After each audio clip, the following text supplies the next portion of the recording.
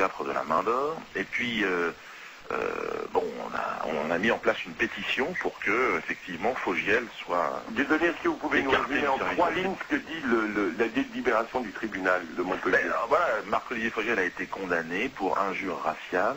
C'est-à-dire qu'ils ont falsifié des SMS. C'est-à-dire que non seulement ça n'est pas un SMS comme Marc-Olivier Fogiel est en train de le prétendre aujourd'hui sur les ondes, un SMS qui aurait été comme ça, il ne l'aurait pas filtré, quoi. Il l'aurait laissé passer. C'est pas du tout ça. C'est que nous avons, nous, la déposition de son collaborateur direct qui s'appelle Alexandre Gamelin, qui nous précise qu'il a fabriqué ce SMS sur ordre de sa hiérarchie. Il bosse toujours le gars, là? Non, il a été renvoyé depuis. D'accord. Et Laurent Bon, notre rédacteur en chef, est donc rédacteur en chef aujourd'hui de l'émission de Monsieur Denisot. Donc ça va être amusant. C'est pour ça que j'espère avoir un droit de réponse. Ça va être étonnant. Oui, vous avez été mis en cause hier. Oui, ben oui. Donc moi, ce qui m'amuse, c'est que cette condamnation, elle est effective. Moi, j'ai simplement sur le poids d'une rumeur, j'ai été interdit de travailler à l'Olympia. On m'a interdit de faire des tournées. C'est vrai que vous êtes tricard. Oui, j'ai été tricard à la télévision. Lui. Et non seulement il est condamné, mais il est toujours sur le service public et magouille avec l'argent de l'État. Bon, Dieudonné, on dit que l'appel est suspensif. Ben, oui, mais je veux dire, dans d'autres cas de figure, on n'a même pas besoin d'un jugement pour être écarté. Il y a tellement d'autres. Il y a des ministres. S'il avait été condamné pour antisémitisme, est-ce qu'il sera encore à la télévision? C'est la question que je pose. Bon, posez les questions, Dieudonné. Oui, et je pense que la réponse, elle est très claire. Ça ferait longtemps qu'il serait dehors. Oui. Donc, pour racisme anti-noir, comment se fait-il qu'il est encore là? Donc là, ça voudrait dire quoi? Il y a une graduation? C'est ça, il y a une hiérarchisation. Et moi, je pose la question, je dis, bon, ben alors, comment fait-on? Dites-nous directement que nous sommes des sous-citoyens, que nous sommes de la merde. À ce moment-là, qu'on peut effectivement dire, le racisme anti-noir n'est pas un délit. Donc, alors, on reprend. Samedi, vous faites une conférence de presse à la Main d'Or. Voilà. Et qu'est-ce que vous... est-ce qu'il y a un mot d'ordre? Le mot d'ordre, il est inscrit sur les œuvres, il est toujours en ligne d'ailleurs, oui. C'est « Nous manifesterons pacifiquement devant les studios ». Moi, l'idée était d'attendre un peu Fogiel pour l'interpeller à la fin de l'émission. Ok, qu'est-ce qui s'est passé alors dimanche? Moi, je suis arrivé, en fait, j'ai été appelé par le commissaire de police en charge de la zone. C'est très important que vous le précisiez parce que aucun média, aucun organe de presse à l'heure actuelle, jusqu'à hier soir, ne l'a dit ça. Oui, bon, c'est vrai que donc je rencontre ce commissaire, j'arrivais de chez moi, je le rencontre et puis il me dit bon, ça serait bien d'essayer de régler ça de manière pacifique et éviter tout débordement. Je dis bien évidemment, il dit allons voir Monsieur Fogiel pour voir s'il est dans ce même état d'esprit. Donc on va voir Monsieur Fogiel. Donc là je le rencontre, ça fait un petit bout de temps que je ne l'avais pas vu et donc on discute. Il me dit bon, voilà, je ne laisserai l'antenne à personne. Il me dit, je dis mais je n'ai bien évidemment pas demandé l'accès à l'antenne, ce que confirme d'ailleurs le commissaire, et puis il dit non, mais si je suis là, c'est simplement pour manifester une indignation suite à la condamnation dont tu as été, dont ta condamnation. Vous tutoyez? Oui, je le tutoie. Ah d'accord. Et oui, c'est un milieu où les gens se tutoient facilement. Oui. Ils se poignardent dans le dos en même temps. Voilà, je voulais la suite. Patrick, permettez-moi justement à ce propos, lorsque vous avez rencontré Marc-Olivier Fogiel, lui, il dit, vous lui aurez précisé que vous aviez été débordé par rapport à cette intrusion de plateau. Il était tellement en panique, ce pauvre homme, j'ai rarement vu aussi blanc et aussi tremblotant. Il bafouillait, il prononçait, il était beaucoup moins assuré que sur il faudrait qu'on revienne au fait. Donc, normalement, c'était manifesté devant France Télévisions, devant... normalement, il n'était pas prévu de rentrer dans les studios. Nous, c'est ce que nous comptions faire. Bien. C'est ce que nous avons fait, en tout cas ceux qui étaient dans le groupe, qui étaient dans l'appel. Alors à un moment donné, effectivement, avant l'émission, il y a une porte visiblement qui se sera ouverte. Moi, j'étais pas là. Oui. Et donc certaines personnes du public à l'intérieur commençaient aussi à manifester leur indignation. Donc il y a une sorte de mélange entre les deux. Bon, bref, en tout cas, toujours est-il que le plateau a été effectivement envahi par une centaine de personnes, je crois une cinquantaine. Et donc, moi, je suis allé voir Marc-Olivier Fogiel. Donc lui, il avait peur que ce soit un putsch et que l'antenne soit prise. Donc je l'ai rassuré qu'en tout cas, de mon côté, des gens qui étaient dans mon entourage, personne n'avait l'intention de prendre l'antenne, que c'était son métier, qu'il était payé pour ça, et d'ailleurs assez grassement, avec l'argent de l'État, donc ce sera à lui de répondre à ces questions qui a animé cette émission. Et donc nous sommes allés sur le plateau, j'ai discuté, puis les gens voulaient simplement que Marc-Olivier Fogiel vienne pour s'excuser. Et ça, il a refusé de le faire, il a préféré faire son émission en coulisses. Donc ensuite, je me suis adressé moi au public. Je leur dis excusez-nous, hein, vous êtes venus pour certains de loin, en car. Il paraît qu'il y a des gens du public qui vous ont désapprouvé. Alors moi, pas quand j'étais là, puisque moi quand je suis arrivé, ça va être très clair. Mais j'en suis témoin. Quand je suis arrivé, j'ai dit, j'ai parlé au public et j'ai été applaudi. Et certains sont sortis immédiatement et dit bah nous de toute façon Fogiel, on regardera plus son émission, un homme condamné pour racisme anti-noir. Et donc tout le monde a été choqué de voir que Fogiel n'est même pas venu sur le plateau pour s'excuser ou pour parler à son public. C'est-à-dire que pour lui, le public, c'est simplement si vous voulez, des éléments qu'on pose comme ça et que la caméra va passer une fois dessus. C'est ni plus ni moins que des objets, quoi. Ouais. Alors donc le public a été extrêmement... On peut apporter une précision aux gens parce qu'ils ne le savent pas. Les publics que vous avez sur les plateaux sont recrutés par des professionnels, il faut le dire. C'est pas, vous écrivez pas comme ça, vous appelez pas Lydie comme on vous le dit. Tout ça est organisé par des professionnels et tout est contingenté. Hein. Je ferme la parenthèse. Ouais. Et donc, en tout cas, le public a été plutôt satisfait du fait d'avoir au moins une explication. Et puis, donc c'est sous les applaudissements, effectivement, que je suis reparti. Nous avons fait ensuite évacuer le plateau dans le calme. Aucune violence, aucune dégradation. Alors justement, Marc-Olivier Fogiel dit que vous étiez présent avec des caméras et que vous avez tenté de provoquer des vigiles. Alors on est sorti, le commissaire, donc je suis sorti avec le commissaire qui m'a remercié et qui m'a dit, écoutez, tant mieux, voilà, c'est comme ça que les choses doivent se passer.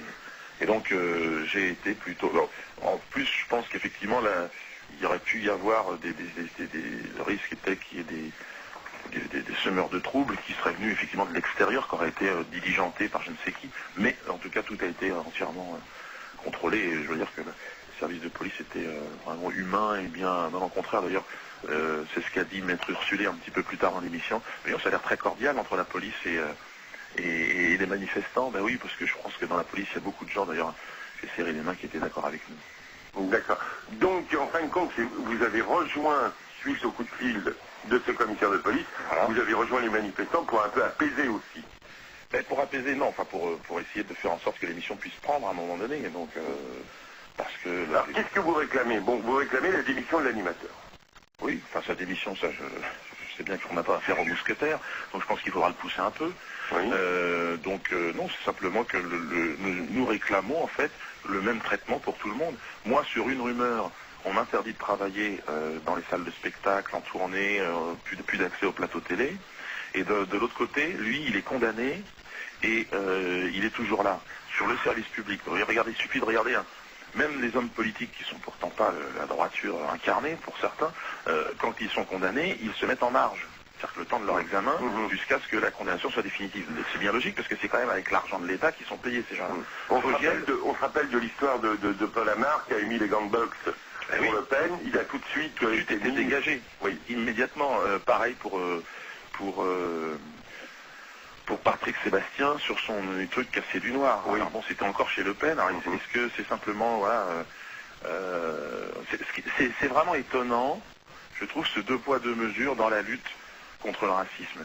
C'est-à-dire que d'un côté, pour une rumeur de propos antisémites, vous êtes immédiatement jeté, et de l'autre côté, vous êtes condamné avec des faits avérés, puis une magouille de SMS en plus. C'était quasiment une escroquerie. C'est-à-dire que Patrick, précision également. Il est encore à l'antenne. Donc là on a un délit pénal. Oui. Qui est reconnu quand même par le tribunal. Comme injure raciale, et puis après la loi Perben 2, normalement, l'État s'était engagé à être beaucoup plus vigilant sur les actes racistes. Donc on a un faux usage de faux aussi. En plus, oui. Patrick et Dieudonné, justement, suite à cette intrusion de plateau, les hommes politiques n'ont pas tardé à réagir par la voix du ministre de la Culture, qui a réagi, et également le Parti Socialiste par la voix du secrétaire général Julien Drey, qui a lancé un communiqué, et puis donc la... Julien Drey, c'est amusant, parce que là, SOS Racisme, c'est amusant, parce que là, en l'occurrence, la justice condamne un animateur pour injure raciste, et SOS Racisme n'est pas là. Mais même pas dans la partie civile, on les a contactés, ils ont dit oui, enfin, le racisme anti-noir, ça compte pas. C'est grosso modo comme ça la sensation qu'on a de c'est SOS Racisme, sauf pour les Noirs, les Arabes, bien évidemment, les homosexuels et les autres. C'est SOS Racisme pour une catégorie, donc c'est amusant. France 3 porte plainte également contre les organisateurs de la manifestation. Ouais, ça c'est... Voilà. Toujours, ouais. Et puis d'autres éléments que je vous donnerai. Par contre, ce qui est intéressant à constater, Patrick aussi, c'est que bon, évidemment, cette affaire fait beaucoup de bruit dans les médias. Et il y a certains animateurs qui ne manquent pas, évidemment, de les réunir. Alors, ce qui est marrant, c'est qu'on réunit d'abord Dieudonné pendant 10 minutes, et puis Fogiel ensuite pendant 3/4 d'heure, à qui on donne plus de paroles. Par exemple, chez Morandini, pour ne pas le citer hier, 10 minutes Dieudonné, et une demi-heure, 3/4 d'heure pour Fogiel. Dieudonné, une question. Est-ce que vous n'avez pas peur de le faire passer pour une victime? Il est condamné pour racisme anti-noir. Oui, mais on l'oublie facilement, hein. C'est toute la tentative, ça va être faire oublier ça. Oui. Mais il n'empêche qu'il va repasser en appel dans très peu de temps. Et là, ça va être, j'espère... Est-ce que vous pensez qu'on peut avoir un jugement contradictoire en appel? Bien sûr, il faut pour ça apporter des éléments. Non, quand je dis un jugement contradictoire, c'est-à-dire donner raison à Fogiel en disant, bon, le premier jugement, bon... Il s'était trompé, bon... C'est-à-dire que là, le problème... Oui, bien sûr, c'est possible.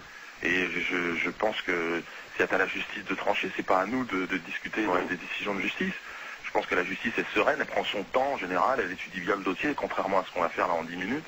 Elle avance, moi j'ai confiance dans son jugement, et je pense que le problème de Marc-Olivier Fogiel, c'est qu'il y a effectivement son collaborateur direct qui est passé aux aveux devant un officier. C'est vrai que c'est un élément important, ça.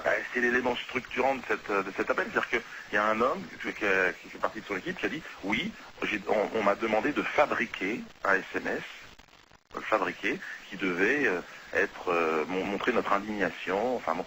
Et donc ils ont fabriqué un SMS injurieux qui parle de l'odeur des Noirs, dans un moment où je vous cache pas, entre les bébés qui brûlent dans les immeubles et les avions pourris qui s'explosent je ne sais où, je pense que ça tombe mal. Patrick, on va prendre une auditrice au téléphone. Fatma Zora, bonjour. Bonjour Christophe, bonjour Patrick, bonjour Dieudonné. Bonjour. Bonjour aux auditeurs, auditrices. Déjà Dieudonné, tu as mon total soutien pour le combat que tu mènes, car il faut beaucoup de courage pour faire ce que tu fais.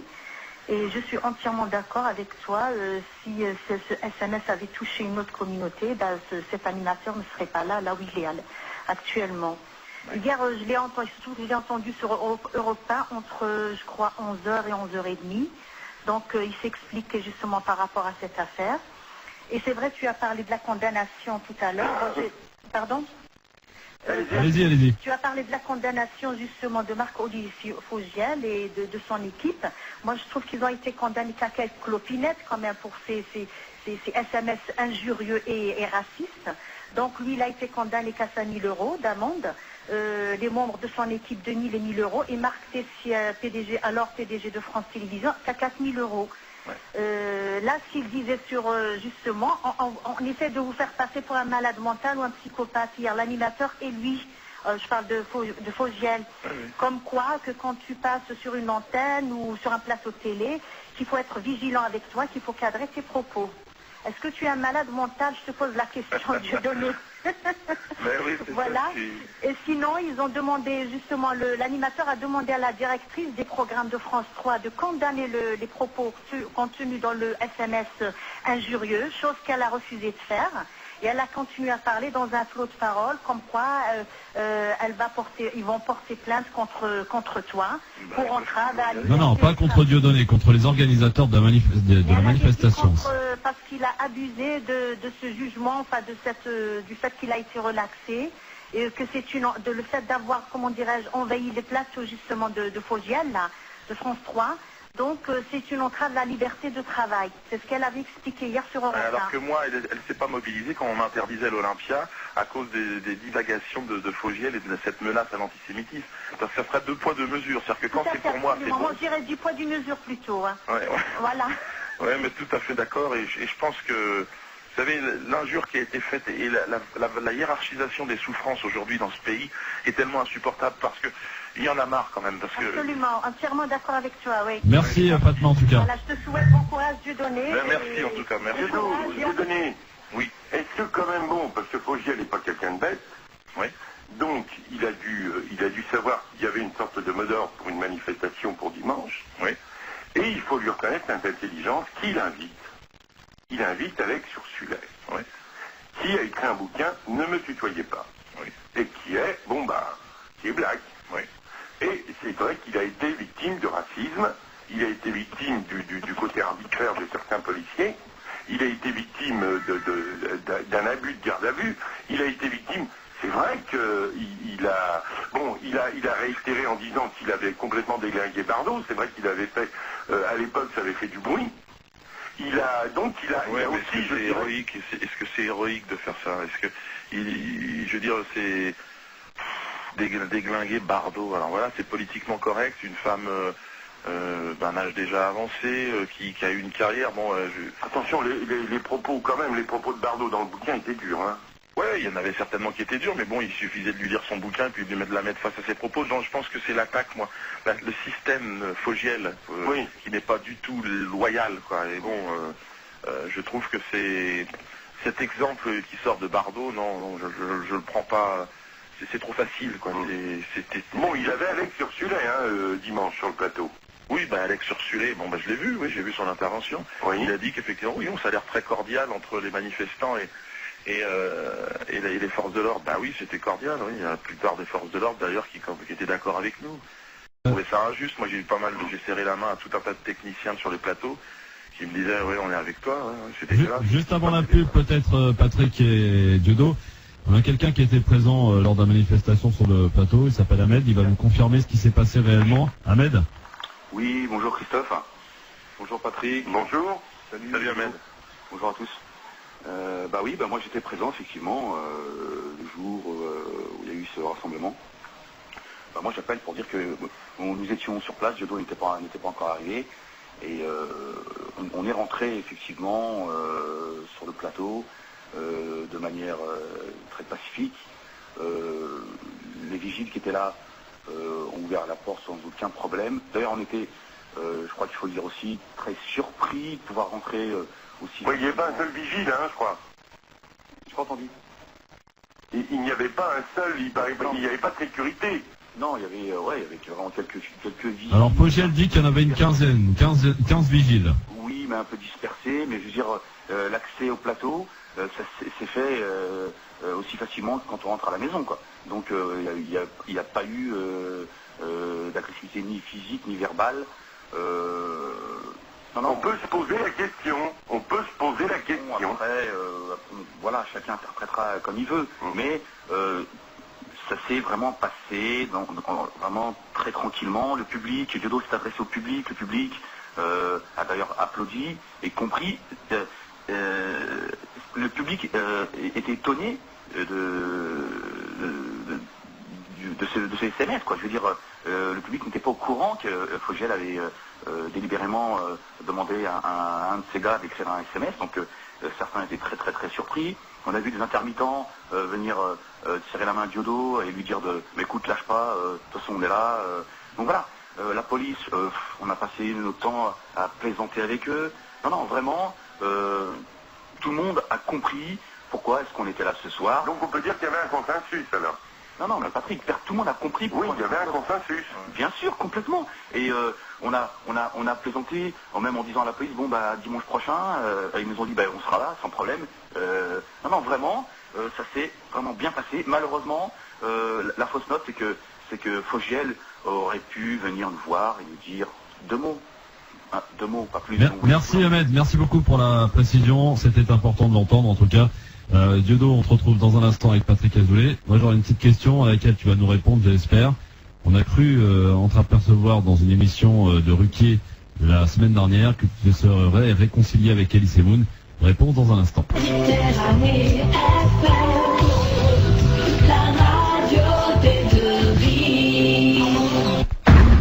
De retour à Risque et Péril, jusqu'à 11h avec Patrick Azoulay et Dieudonné comme invité. Avant d'accueillir Michal, une question que je vais poser à Dieudonné il y a quelques instants et juste avant la pub. Alors donc, on a cru apercevoir que vous auriez joué un sketch avec Elie Semoun en guise de réconciliation. Alors, est-ce qu'on peut avoir vous poser une question, c'était quoi le sketch? Je l'ai pas vu. Alors en fait, ce qui s'est passé, c'est qu'on était à Montréal, et puis où je donnais mon spectacle cet été, et puis il y a eu, à un moment donné, dans une sorte de grand spectacle, un gala avec tout un tas d'artistes. C'est le Festival du Rire, je crois. Voilà, on était invités, et puis et donc il y a deux imitateurs qui faisaient Elie et Dieudonné, donc on s'est retrouvés en coulisses avec Elie, et puis il y a une caméra qui nous a dit, bon, ça vous dirait de commenter le sketch? Alors on a dit d'accord. Et puis on regardait le sketch, et puis on a fait un petit commentaire en disant ouais, celui-là, ouais, je trouve que celui qui était mis, il est pas mal. Et puis voilà quoi. Mais bon, c'était avec Ellie, on se parle quand on se croise, on se parle. Donc c'était bien qu'on puisse montrer que voilà, il n'y a pas d'animosité particulière quoi. Ça. Bon, alors on accueille Miral. Bonjour Miral. Oui, bonjour, bonne fête à tout le monde. C'était à ce sujet, monsieur Dieudonné. Est-ce qu'on pourrait entendre un peu plus fort, Miral? Alors moi, je voulais vous parler justement, je n'ai pas compris comment se fait-il que tout d'un coup, vous deveniez tellement raciste envers les Juifs, parce que c'est quand même grâce aux Juifs que vous avez été connu, cher monsieur Dieudonné. Alors moi, j'ai un petit avantage sur vous, c'est que je n'ai pas été élevé en France ni dans les banlieues. Je peux vous répondre? Sur les Juifs, sur les Juifs. Vous dites, vous avez été propulsé grâce aux Juifs. Grâce aux Juifs. Ça veut dire que les Juifs, vous êtes en train de me dire que les Juifs ont une responsabilité à la télévision. Oh là là, on est dans une merde, ça y est. Voilà. Alors, vous êtes en train de me dire qu'il y aura un lobby juif à la télévision? Absolument, comme il y a un lobby noir, comme il y a un lobby arabe, comme il y a un lobby... Oh là, lobby noir à la télé oui, aussi? Parfaitement. Mais moi, je ne l'ai pas vu. Vous savez, tout le monde est raciste. Tout le monde est raciste, même les noirs. Salut. Oh là! Ben ouais, c'est bizarre de dire qu'il y a un lobby juif puissant à la télé, comme ça, cette femme risque une condamnation, là. Qu'est-ce qu'elle a des preuves de ce qu'elle nous dit? Oui, je crois qu'il faut remettre un petit peu les choses en place. C'est vrai qu'il nous arrive de donner la parole à... il y a les droits de sortie, hein, Dieudonné, dans certains hôpitaux. Oui. Et bon, il y a quelqu'un qui s'est échappé qui nous téléphone, là. Oui, effectivement, apparemment. Je crois qu'il faut arrêter le délire. Ouais. Parce que là, il y a un délire, il y a un délire lobby noir à la télé qui... pourquoi non, là, il y a un délire obsessionnel et je voudrais qu'un petit peu que l'antenne ne morfle pas comme elle le fait souvent, par des propos qui sont complètement irresponsables. D'ailleurs, pour être tout à fait précis, mon cher Denis, il faut que vous sachiez quand même que suite à votre intervention sur notre antenne en mars 2004, Radio Méditerranée a reçu une mise en demeure concernant vos propos. Ah ouais. Voilà, ceci étant... Vous l'avez reçu il y a combien de temps? Là, il n'y a pas longtemps, c'est paru au journal officiel, donc Radio Méditerranée était mise en demeure suite à votre intervention sur l'antenne de Radio Méditerranée en mars 2004. D'accord. Bon. Suite à une émission que nous avons faite tous les deux, mon cher Dieudonné, et on ouvre les guillemets, vous avez cité des négriers juifs, voilà. Il y avait des négriers de toutes les religions, il me semble, non? Non, mais bon, je ferme les guillemets. Il n'y aurait pas eu de négrier juif, c'est ça l'idée? Non, c'est le reproche, le CSA reproche les propos qui ont été tenus au cours de cette émission, dont acte, je dirais, comme on dit en termes juridiques, d'une phrase qui a été dite, parce qu'elles sont toujours sorties aussi des contextes, les phrases. Oui, mais ce qui est bizarre, c'est que là, le CSA tarde à réagir sur la condamnation de M. Marcolier-Fogiel. Il tarde un peu. On accueille Alissa, bonjour. Oui, bonjour Patrick, bonjour Dieudonné. Bonjour. Bon, moi je fais pas attention à ce que vient de dire la dame parce que bon. Non, elle a un bon de sortie, hein, la dame. Ouais, c'est bon. Donc, moi plutôt je suis tout à fait d'accord avec l'auditrice Fatima Zora. Et ce qui m'a choqué, c'est qu'ils ont tout apporté à toi, alors qu'il y avait quand même un certain nombre d'associations de la communauté noire qui sont tout simplement venus manifester leur indignation et leur colère concernant les propos racistes contenus dans le SMS. C'est ça. Voilà. Et donc, je tiens aussi à préciser que dimanche soir, j'étais parmi cette foule de pacifistes et je me permets de témoigner que c'était des gens très, très, très bien, dignes, avec aucune violence, alors que Fogiel, hier sur Europe 1, les a qualifiés de groupuscules extrêmement dangereux et violents avec des idées pas possibles. Ouais, c'est vrai. Voilà, je voulais juste... Moi, il y a un slogan que j'aimais bien dans la manif. Je ne paye pas la redevance pour me faire insulter. Et donc, on continue à te soutenir, Dieudonné, parce que tu es digne, et voilà. Merci du soutien. Le combat, et pour ne serait-ce que la justice dans ce pays, il sera long, je crois. Mais je pense qu'il faut qu'on le mène tous ensemble, parce que, voilà, pour nos enfants, pour notre avenir, simplement, voilà, comment se fait-il qu'il y ait ces deux poids de mesure, quoi. Enfants, continue comme ça. Merci, Alissa. Avec toi. D'ailleurs, je suis souvent les samedis à la réunion. Ouais, très bien, vous êtes bienvenue. Effectivement, il y a une réunion pour débriefing samedi à la Main d'Or à 16h. Dieudonné. Bonne journée, hein. Dieudonné. Merci. Oui. Vous êtes toujours tricard? Non, pas sur Internet en tout cas. C'est pour ça qu'on arrive à bosser. Mais bon, tricard, oui, sur certains médias. Donc, les spectacles, pas possible de les donner. Ça va bouger un petit peu là à la rentrée, mais Non, c'est chaud, c'est vrai. Qu'est-ce qu'on vous rétorque encore, les municipalités, quand vous voulez donner un spectacle? Qu'est-ce qu'on vous dit exactement? Moi, si on ne me le dit pas personnellement, c'est pas moi qui téléphone, mais les organisateurs, ceux qui sont en charge me disent oui, il y a certaines frilosités politiques, parce que me programmer dans une ville, ça peut avoir des petites répercussions politiques. Il y a le public est là. Il y a la fameuse phrase, trouble à l'ordre public, on vous le ressort, ça? Oui, mais la dame Fogiel qui est en train de nous dire, oui, des groupuscules extrêmement dangereux. Moi, je vais les nommer, ça s'appelle le Bétard, des gens les plus dangereux. Moi, j'ai vu, ils m'ont frappé. Ils ont été condamnés à de la prison ferme. Il y en a 4 qui sont tombés dessus dans le dos. Bon, évidemment, je ne m'attendais pas à ce que ça se passe en face. C'était dans les dom-toms, ça? Oui, c'était dans les départements d'outre-mer. Et donc, effectivement, en m'insultant, sale négro, on va se faire la peau. Donc oui, les groupuscules extrémistes, on les connaît, et Marc-Olivier Fogiel a bien raison de mettre le doigt dessus. Il s'appelle le Bétard, la LDJ, et ce sont des gens qui, effectivement, tapent sur les femmes et les enfants. Jamais un homme face à face, jamais, faut le savoir. C'est la règle d'or, c'est même, je dirais, le dogme qui prédomine. Vous n'avez pas affaire aux mousquetaires, c'est de la lâcheté personnifiée. Si vous voulez, voilà, maintenant dire qu'il y a des groupuscules noirs qui s'organisent, il faudrait que déjà que les autorités et que M. Sarkozy démantèlent ces groupuscules fascistes, négrophobes, racistes tout simplement, tout ce qui est noir et arabe, ils cognent dessus. Et donc je pense que la moindre des choses, ce serait de nous débarrasser déjà de ce genre de groupuscules extrémistes. Oui, mais vous ne croyez pas que, quand on est ministre de l'Intérieur et qu'on vante les mérites du Karcher, est-ce que c'est pas trop dangereux?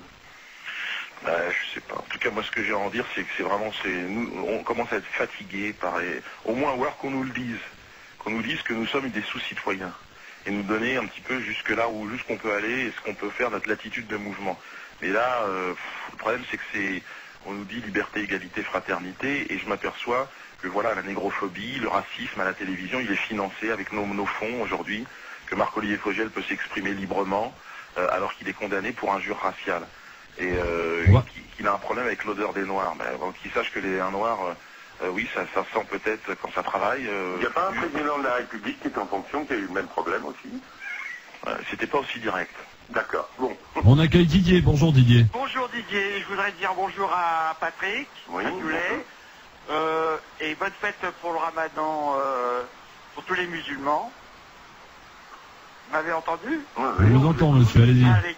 Et je voudrais passer un coup de gueule au sujet de la pauvre dame de 80 ans à Toulon et qu'on l'a expulsée de chez elle et qu'elle a fait toute sa vie dans cette maison et tous ses souvenirs. Elle n'a même pas pu partir avec du linge, rien du tout. Là, je pousse. C'est inhumain. La France, je trouve que la France, elle est belle. Hein, elle est franchement belle. Hein, en point de vue justice et tout. Et surtout que le maire de Toulon... soi-disant qu'il faisait des trucs pour les vieux, mais j'ai pas l'impression. Hein. Bon, je crois que vous n'avez pas bien compris où on était, monsieur Didier, je crois. Oui. Ce que je vous propose, c'est peut-être de vous recaler sur une station et puis de nous rappeler un petit peu plus tard. Parce qu'on n'est pas du tout, mais alors du tout dans le sujet du jour, mon cher Didier. Bon, trêve de plaisanterie, on espère quand même que ça ira mieux pour cette pauvre dame. On accueille une autre auditeur, bonjour. Allô? Bonjour. Oui, pardon, bonjour. Baissez votre radio. Ça, Patrick? Oui, bonjour. Bonjour, Dieudonné. Voilà, donc déjà, je vais commencer par une petite note joyeuse. Moi, donc, c'est parce que j'appelle assez souvent. Donc, bon Ramadan à tout le monde. Et puis, Shana Tova à nos amis juifs, parce que c'est des fêtes juives en ce moment aussi. Donc, voilà. Bon, alors, je voudrais réagir en disant que, effectivement, il y a peut-être aussi 2 poids 2 mesures en France en ce qui concerne les personnalités à la télé, médiatiques, etc. Bon, ça, on l'a remarqué. Maintenant, est-ce qu'il faut rentrer dans le jeu? Puisque de toute façon, je pense que c'est pratiquement perdu d'avance. Donc, je pense que le meilleur moyen d'aller dans une justice, c'est finalement s'entourer des gens qu'on pense être justes et puis travailler avec eux ensemble. C'est-à-dire que moi, ce que je propose à toutes les personnes qui se sentent comme ça comme Dieudonné, victimes d'injustice par rapport à des choses qui leur arrivent, comme des gens de groupuscules comme le Bétard qui l'ont frappé, des gens qui ont dit qu'il avait dit certaines choses, etc., et qu'on l'a mis de côté comme ça sur le banc médiatique. Je pense que la réponse à tout ça, c'est de finalement laisser parler les gens qui n'ont que ça à faire, des gens méchants pour moi, qui sont des gens haineux, qui n'ont aucun autre moyen de se défendre que la victimisation. Donc là, je cite personne, mais je pense qu'il y a réellement un problème de compréhension et de communication en France par rapport à certains médias qui ont peur de quelque chose, mais on ne sait pas de quoi. Enfin, je pense qu'il y a un gros problème. Et une des façons de résoudre ce problème, c'est de tout simplement que M. Dieudonné et d'autres personnes comme lui s'organisent pour avoir, je ne sais pas moi, des émissions de télé à eux, voilà, qu'il y ait un peu plus de gens colorés à la télé, qu'on puisse trouver une Marie, un Mamadou, je sais pas, un Tran Trang, des gens de toute origine à la télé, voilà, qu'on puisse avoir des émissions de télé intelligentes, qui débattent de sujets intelligents, cartésiens, logiques, sans animosité envers quelque communauté que ce soit. Et je crois que c'est la réponse à donner à tous ces gens qui n'ont que ça à faire finalement, que de se trouver des petits problèmes, des petits procès, tu vois, enfin, des choses idiotes. Importante, et Dieudonné me contredit s'il le veut. Dieudonné a mis un terme à la polémique sur ce qui s'était passé sur l'émission de France 3. Il y a eu des déclarations de presse il y a quelque temps. Il avait mis un terme, il a dit basta, on n'en parle plus. Donc, alors, si on fait l'amalgame sur le fait que M. Fogiel doit rendre des comptes vu qu'il est condamné, c'est tout à fait normal, parce qu'il n'a pas loupé Dieudonné. Je crois que c'est quand même un désastre ce qui se passe concernant Dieudonné. Je crois que c'est pas un parti pris que j'ai. Moi, je constate les faits. Donc, il faut surtout ne pas remettre en exergue ce qui s'était passé, et il faut parler du cas Fogiel au niveau de la loi, au niveau de la justice, et au niveau de rendre des comptes. Dieudonné, est-ce que vous avez un commentaire? Oui, Pierre, j'ai écouté. Bon, je suis d'accord sur le fond, mais sur la forme, je pense que c'est le manque d'expérience de terrain qui fait dire que, oui, je vois, tout est beau, tout est gentil, mais Rosa Parks, à un moment donné, elle a été obligée de s'asseoir sur cette place dans le bus aux États-Unis pour dire, voilà, moi j'ai le droit de me mettre là. Et il faut à un moment donné que des gens s'engagent. Il faut à un moment donné que des gens disent stop, ça suffit, ça ne peut plus continuer comme ça. Et donc cette femme noire qui à un moment donné a décidé de s'asseoir à la place où les blancs devaient s'asseyer normalement, je me rappelle très bien. Et cette femme, elle a fait changer le cours de l'histoire. Ouais. Donc c'est peut-être parfois avec des toutes petites choses qu'on arrive à faire changer. Et là, simplement faire respecter la justice, dire que se moquer de l'odeur des Noirs, se moquer des Noirs avec l'argent de l'État, et continuer avec cette arrogance-là, ça n'est plus possible. Il faut dire stop, c'est pas possible. Et se moquer des Noirs ou se moquer des Juifs ou se moquer des Arabes, c'est exact, ça doit être traité de la même façon. Or aujourd'hui, c'est pas le cas, c'est pas normal. Je voudrais un tout petit commentaire sur ce qui s'est passé en Louisiane. Oui. L'homme de 63 ans, 64 ans, un petit peu éméché, qui s'est fait tuer par des policiers. De coups. De toute façon, toute cette histoire est adhérente, quoi. Quand vous avez un pays qui n'arrive même pas à donner une bouteille d'eau à des gens qui sont dans un stade et... Oui, parce que la Louisiane, elle remet en scène un problème, c'est que la population noire fait partie des très pauvres. C'est comme en France, comme partout dans le monde. Hein. Ouais. Pour apporter un petit peu d'eau à votre moulin, mon cher Dieudonné, une autre voix qui s'est élevée contre vous et assez violemment, Michel Polac, qui a subi également à son époque les envahissements de plateau, Patrick Azoué. C'est grave, lui, hein. Oui.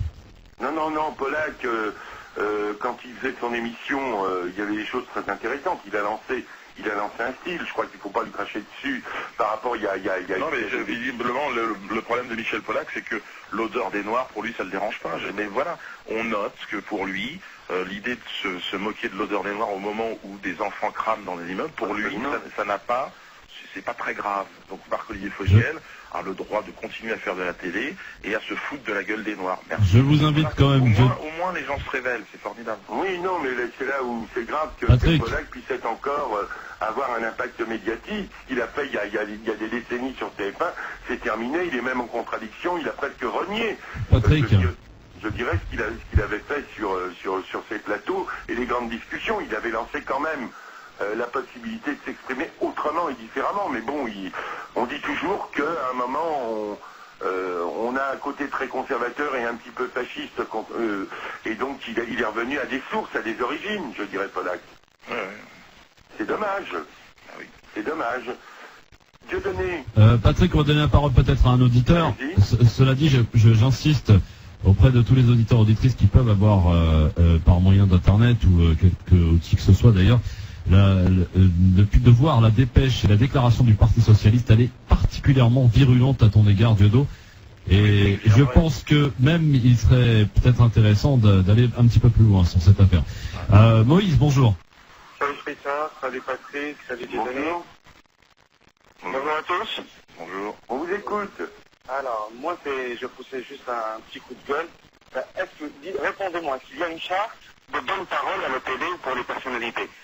L'autre, il parle de Karcher, on lui dit rien. Fogiel, il parle de n'importe quoi, je ne sais pas. Il parle de quoi, il nous traite comme il veut, de machin et tout. Et on ne dit rien. Là, Dieudonné, pourquoi? Parce qu'il a parlé proprement sur une idée, il a été exprimé. Arrêtez de se masturber, laissez les gens s'exprimer comme ils veulent. Attends, on va pas mettre carrément, on revient dans les années 50, on met des menottes aux gens, on parle pas, la camisole et tout, alors chacun il se renferme sur lui-même, il peut bien quoi. Mais laissez-moi s'exprimer, moi aussi je peux exprimer, je peux dire ce que je veux. Tant que je le pense. Ah oui. J'ai raison, c'est logique, mais arrêtez, ce jeune il parle, il est à la télé encore. Mais oui. Comme nous aussi, la femme, elle est une candidate qui fait aussi alors. Merci Moïse pour votre intervention. Est-ce que tu peux nous préciser par rapport à cette phrase qui fait polémique aussi, Diodo, par rapport à la nation noire qui est en train de se réveiller, c'est ce que tu aurais déclaré? J'ai jamais dit ça. Qu'est-ce que ça serait une nation noire? On est dans un pays où il y a toutes les... C'est un carrefour. Non, mais ça, c'est encore une fois une histoire de propagande. J'ai certainement parlé de réveil du peuple noir suite à tous ces drames. C'est-à-dire que les Français à la peau noire en ont marre, c'est clair. Ils en ont marre de voir que nos enfants, nos femmes, se brûlent dans des immeubles, se scratchent sur des avions pourris. Je pense qu'on est fatigué de voir que personne n'en parle et qu'en plus de ça, quand vous avez un animateur qui nous injurie, qui est condamné par la justice et qui continue à pérorer sur le service public avec notre argent, on en a marre. Maintenant, j'ai jamais parlé de nation noire. Moi, je suis pour l'ouverture des frontières, je suis pour le métissage et pour le brassage. Qu'est-ce que ça veut dire une nation noire? Ça veut dire que nous serions une race supérieure, nous serions un peuple élu? Non, je ne rentre pas dans ces concepts ridicules. Waïda, bonjour. Bonjour Diodo. Bonjour. Salut Diodo pour ton courage. D'abord, je te considère comme un grand humoriste en France, pas les préfabriqués Gad El-Melh, Boujnah et tout le reste, parce que vous êtes un vrai humoriste et vous me faites vraiment rire et je vous adore. J'ai ri jusqu'à... je peux pas vous expliquer quand vous avez fait les blagues sur Ben Laden et vous êtes déguisé et tout. Vous êtes exceptionnel, je vous adore. Et je dis continuez, on est avec vous parce qu'il y a un problème dans ce pays. Il y a un problème. Moi, je ne peux pas concevoir comment on enlève le nom d'un acteur parce que ça gêne certains. Monsieur Arthur, le grand talentueux Arthur, et j'aimerais savoir est-ce que Valérie Lemercier est toujours votre copine? Oui. Les gens qui sont mes amis, ce sont ceux qui ne disent rien, hein. Ceux qui restent sans se prononcer. Merci pour le soutien. Je pense que c'est toujours important. Je suis sur scène un peu. C'est ce qui me permet, moi, de travailler, de vivre, et je continue. Je serai au Zénith, d'ailleurs, le 22 décembre, donc vous êtes tous conviés à venir me voir. C'est vrai que c'est grâce à Internet, aujourd'hui, qu'on peut continuer à faire de la promotion, avec ce site Les Ogres, là, qui fonctionne bien, 40 000, 50 000 connexions par jour, ce qui nous permet quand même de rester en contact, mais c'est incroyable. Et donc il y a Zénith le 22 décembre. Zénith le 22 décembre, oui. Mais est-ce que ça va aller jusqu'au bout? Il risque encore d'y avoir des problèmes? On va voir, en tout cas, soyons nombreux le 22 décembre. Je vous invite à venir, il y aura une participation, évidemment, c'est le ticket qui est en vente.